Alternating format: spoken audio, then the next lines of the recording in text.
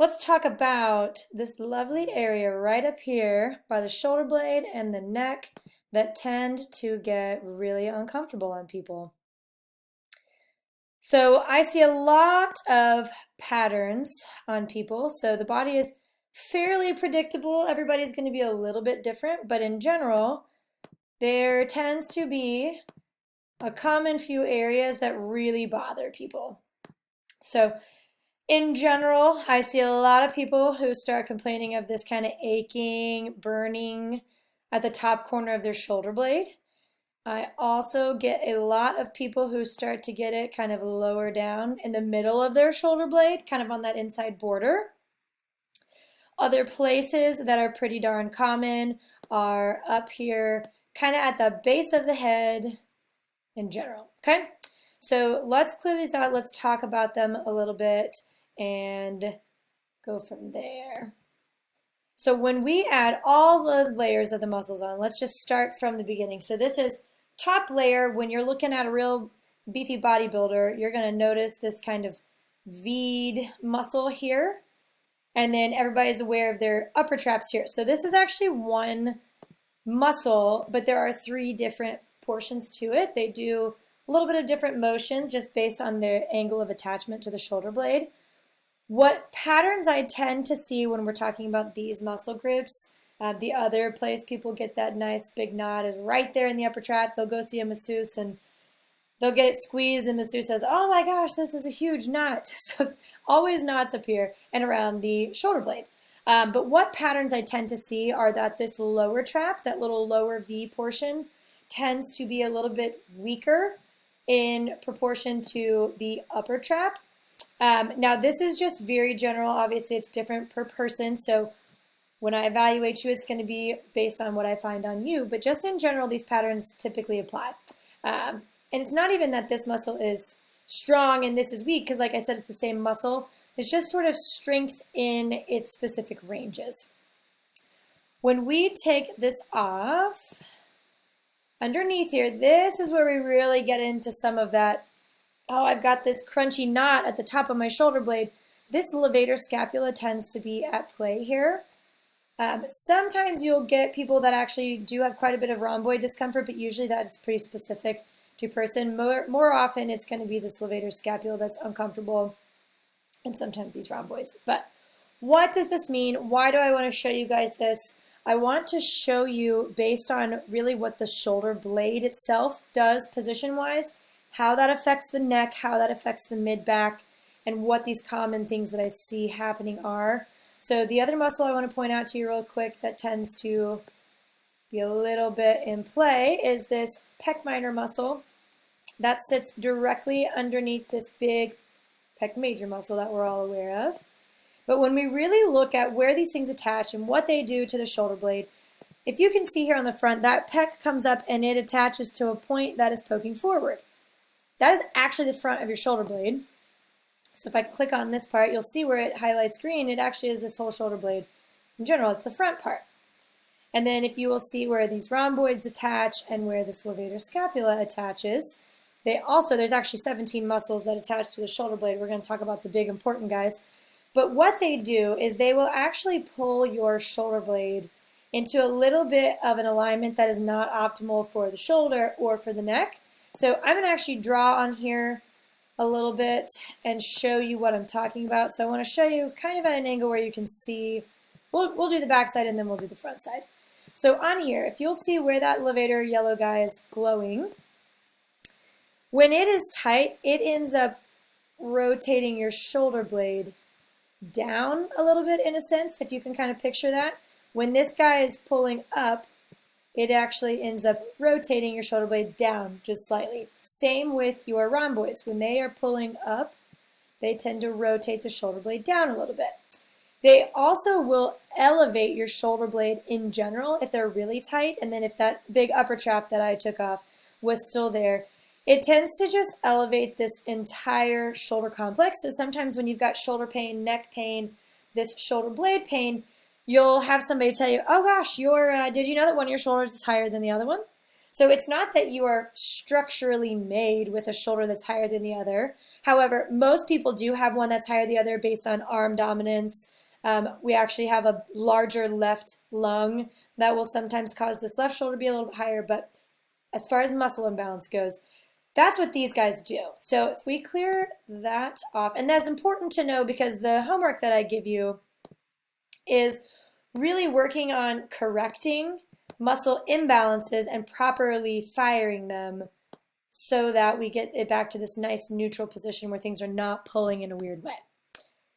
Pec minor, if you see that attachment site, if you can kind of visualize if it is pulling you, if that is a little bit, I'll say tighter. Truly, it's not that that muscle just shortens, but when we're in certain positions for a prolonged period of time, like sitting at a desk, leaning forward, or just slouching, it tends to take up that slack a little bit over time, but it also rotates that shoulder blade forward a little bit.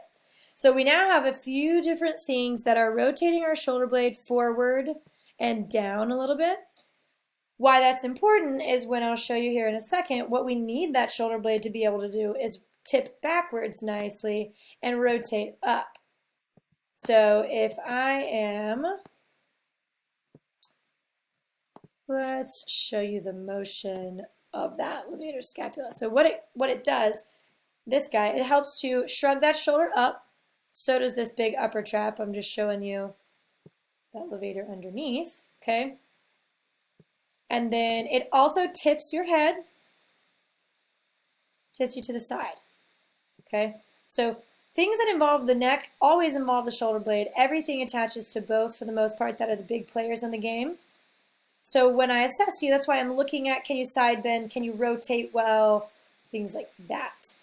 With the shoulder blade specifically, when I say that it needs to be able to rotate up, your shoulder blade itself, see, pay attention to the motion coming in at the shoulder blade. It is rotating up, okay? So you can see how this starts to be problematic when you have a lot of muscles that are tipping it down, then you try to raise overhead and it's limiting you. We'll look from this side. So you can see that shoulder blade is moving up. It's really a 60%, 40% combination. 60% is coming from your ball and socket. The other 40% is shoulder blade. So if that shoulder blade's locked down, you get really limited in your range of motion on your shoulder. Things start to get irritated and move up the neck. Okay, let's come back in. I won't get too into the nitty-gritty of exactly what every single muscle does, but I find it helpful when you guys can see why I'm addressing certain muscle groups, why your exercises are doing certain things, and why I chose them. So for the bulk of my people that have pain up here by the shoulder blade, down in the shoulder itself, going down the arm at all, or having this issue coming up into the neck, most of the exercises I give you are working on being able to tip that shoulder blade back and help that shoulder blade be able to rotate up, okay? So the other thing that I want you to pay attention to is how many nerves are in this area. I also just like to show people how many layers we're working with and why when I suggest something like dry needle therapy, it's so beneficial because all these muscles, I mean, this is the second out of 7 layers of muscles. They're so deep. And you cannot get to them. So even if you look at it in a sense of where your spine pokes out, these deep muscles are way underneath that. So there's a lot going on here. Dry needle therapy is great because I can get all the way to these muscles as opposed to just kind of smushing through your top layer of muscle and help to calm them down, decrease that tension that they feel. But I want to add on nerves here and show you what all is at play. So anything that you see that's yellow, that is a nerve. So there's a few nerves in general that give this sensation like, oh, I have something muscular that's happening here, when really it might just be a little bit of the nerve irritation. Because the nerve, think of it kind of like your, it's the cord that connects your old school modem to your computer, or it is the pathway that sends signals from your brain down to the body part. So anything that nerve innervates muscle-wise, even if the problem is coming from higher up, anywhere along that line, you can feel discomfort. You might feel some burning, some cramping sensation. My people that are like, I want to take my shoulder blade off and dig underneath it, a lot of times you can crank on those muscles all you want, but unless you are addressing the nerve that drives those muscles, you're missing out on quite a bit. So this is your dorsal scapular nerve. You do not have to remember this, but what it does is it actually is the motor supplier. So it's what helps muscles function and move to that levator scapula that I was just talking about, to your rhomboids. So when you're getting this achy, you gotta take a bigger look at what's going on underneath it and see where this nerve actually stems from. It comes from way high up in the neck, okay? So a lot of times you're like, why are you checking out my neck if I only have something in my shoulder blade? And this is why. So that is one that tends to be a major player. Another one that also tends to be pretty prominent that I like to address, if I can click on it here, is your accessory nerve. This muscle is what does your upper trap, okay? Really all of your trap, but the main one that I tend to see irritation is that upper trap. When people have a big knot there, so when you grab on that big muscle belly, let's add that muscle on so you can see. It does this muscle here, okay? So that accessory nerve, it actually also stems from much higher up in the neck, and it does motor for your trap and your sternocleidomastoid. Again, don't feel like you have to remember these muscle names. I just want you guys to get a good visual of what my brain is visualizing when I'm checking you out. So if I take off one layer, this guy right here is your sternocleidomastoid muscle. Your SCM is what you'll often hear it called. A lot of times my people will present with this kind of achy on the side of their neck, and they'll say that kind of back there behind their ear is bothersome. That muscle tips your head, rotates your head. It does a lot of different things. So it's another thing when I am assessing whether you can rotate or side bend. I'm taking a look at all of these guys. So it does multiple things.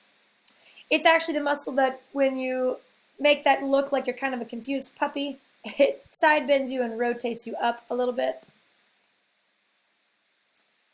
So that is an overview of the main ones that I like to take into account. There are others, obviously, that are at play, but those are the big ones. There are several nerves that if you're having stuff kind of go down the arm, there are branches of these major nerves. And then over here, let me show you one more that I really usually like to get an assessment of, is this one right in here. If it will let me click it. So this guy is called your suprascapular nerve. It lives right here. It goes through this little notch. There's actually a ligament that crosses over. I just have those turned off right now. This supplies your rotator cuff. So people who feel like they have a rotator cuff injury, but they've really done nothing to injure it, I want to assess this nerve, make sure that it's able to move properly. When it gets hung up anywhere along its pathway, you get this general shoulder pain. Because what it also does is it is sensory to your ball and socket shoulder joint and to your AC joint. So I like to cover those. If I give you nerve glides, a lot of times I'll do one that hits several nerves at once. The other one that while we're here, your suprascapular nerve, what it does is it actually does the skin over the front. So if you're getting a little discomfort kind of in this front collarbone area here, so anywhere where this guy is purple, you can feel some discomfort there. So wanted to give you an overview. What I like to address is the system as a whole. So where you're seeing, and I'm going to take these nerves off here in a moment and just look at muscles again, but each of these nerves has a cervical starting point that goes to everywhere that I was just showing you.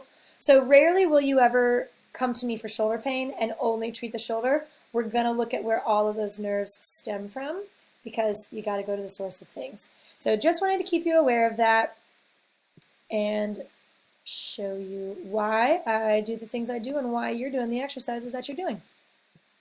So let's put those muscles back on.